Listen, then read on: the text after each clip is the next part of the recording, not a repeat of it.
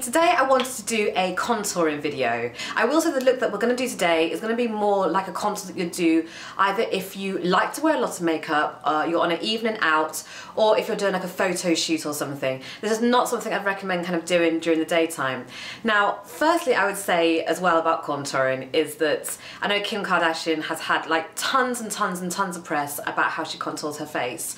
But what inspired me to learn about contouring back years before when I first became a professional makeup artist was actually Tyra Banks. Tyra Banks used to contour her face so amazingly. That was what first inspired me to kind of learn about contouring. So the idea of contouring really is to give the face a little bit more dimension. There's some face shapes that also don't need to have as much contouring as other face shapes. I've got quite a round face, and so for me I actually do quite like to contour my face. And today what we're going to do is focus on contouring with powders. You can contour with different things. You can contour with like foundations, concealers, as long as you have different tones. It's all that matters. So the first step I'm going to do is actually start with my MAC two-tone highlighter and kind of darker stroke bronzer colour. This particular colour is called Bone Beige and Emphasize. So Bone Beige is the kind of like darker, this darker contouring colour, and Emphasize is the lighter highlighting colour. I'm going to go in with the contour colour. I'm just going to start on the contour colour at the moment. I will come back to the highlighter colour later on. Now for rounder faces, another way of looking at it is to almost do like a C shape here and another C shape here, so it's almost like the 3 number. Another way of putting it is called the Chanel C's, it's also been known as. I'm going to take it along the forehead here, around the sides of the temples just there. We're going to cut down into the cheekbone and just take it along the jawline as well to really kind of like slim the face down.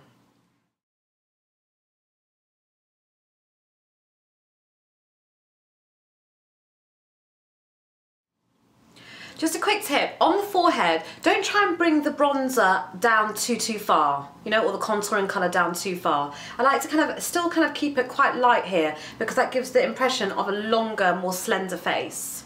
Next tip is when you're doing the kind of like under the cheekbone part, if you're unsure as to where your cheekbones are, how to find it, and obviously a lot of people kind of do this kind of sucky in face. Mine looks ridiculous, but anyway, the other way of doing it is to take a brush and from the top of your ear, just here, to the corner of the mouth, that is exactly where you're going to be almost cutting the cheek to really kind of define that cheekbone a lot more.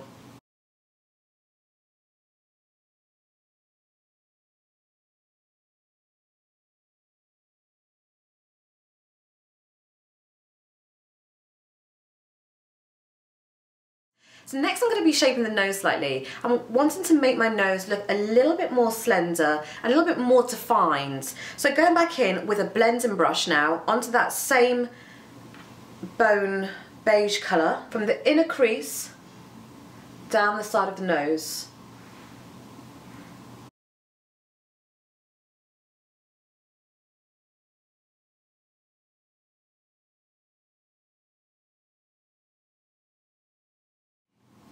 I'm also going to apply a tiny amount just to the tip of my nose just here, just to shorten it ever so slightly.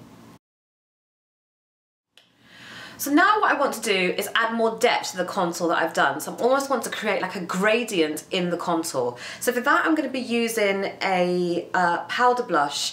This one's called Taupe and it's by MAC. To apply it I'm going to be using like a domed, angled, like kind of contour brush. This is the 168 from MAC. And absolutely fantastic, especially for kind of really kind of getting in to that kind of like cheekbone by the ear just here. I'm running this all over exactly where I've just contoured, but at the areas kind of like most next to the hairline.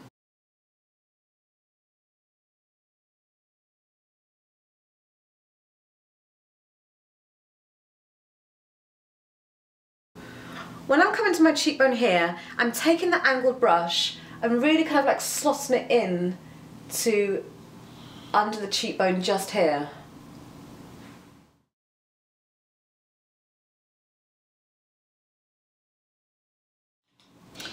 Again, I could also emphasise the contour on the nose as well.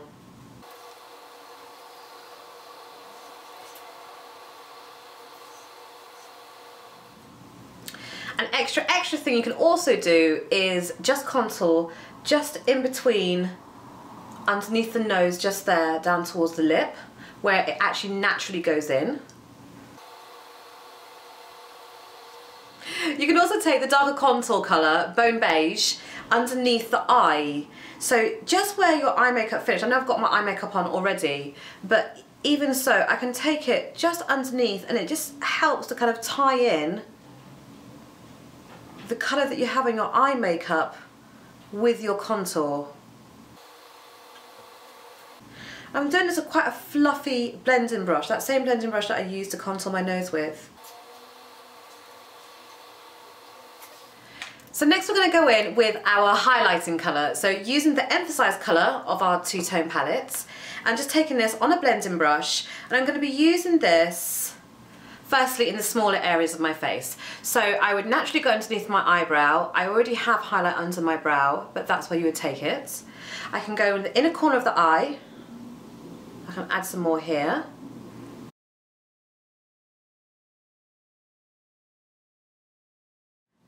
Next I'm going to take it down the nose and then blend it upwards just in the top forehead part there. Now I really like this highlighting colour because it's not overly shimmery, you know. It has a slight reflect to it, but it's not like shimmer, shimmer, shimmer, I'm shimmering down the road. To use a colour that again is not just got too much reflect in it, you know. It's subtle, you know, but it still adds lightness to the face. Taking it along the higher cheekbone, just here.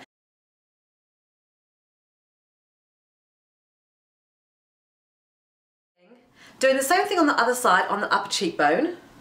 And I can actually connect that slightly as well from the highlight from the eyebrow.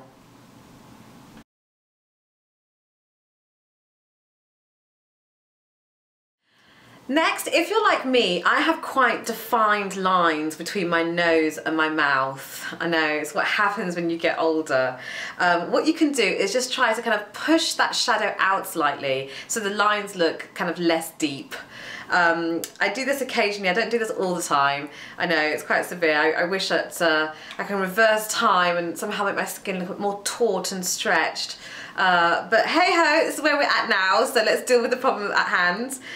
So going in again with that highlighter and just taking it on the shadow of that line. So no matter what highlighter you're using, if you just take it into the shadow, it just pushes out the shadow, so the shadow looks less harsh and therefore that area of the face just looks a little bit more plumper as opposed to with such a kind of like deep crease in it. Also taking that lighter colour across the cupid's bow and just down the part underneath the nose where it actually protrudes. Taking it underneath the outer corners of the lips to really kind of push those lips out to make them look plumper and fuller.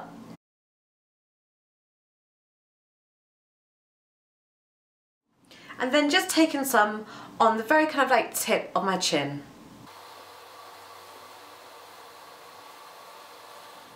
Next I want to apply my blush, so I just want to add a little bit of freshness to the face. I'm going to be using Dainty Mineralized Blush from MAC. Just taking that, just as I said, on the lower part of my cheeks, because that's where I like to wear my blush with my round face.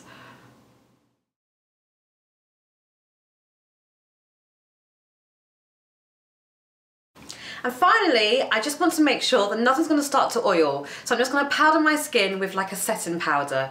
I'm going to be using Invisible Set Powder, also from MAC. Huge, great big tub of this stuff that you get. An essential in my kit. I use this very, very often on shoots, especially when you're doing things like contouring, because you don't then want to add any powder that is going to change the colour of the contour that you've just done. And this one is, you know, is totally invisible and it really sets the powder, takes away any element of shine on the face.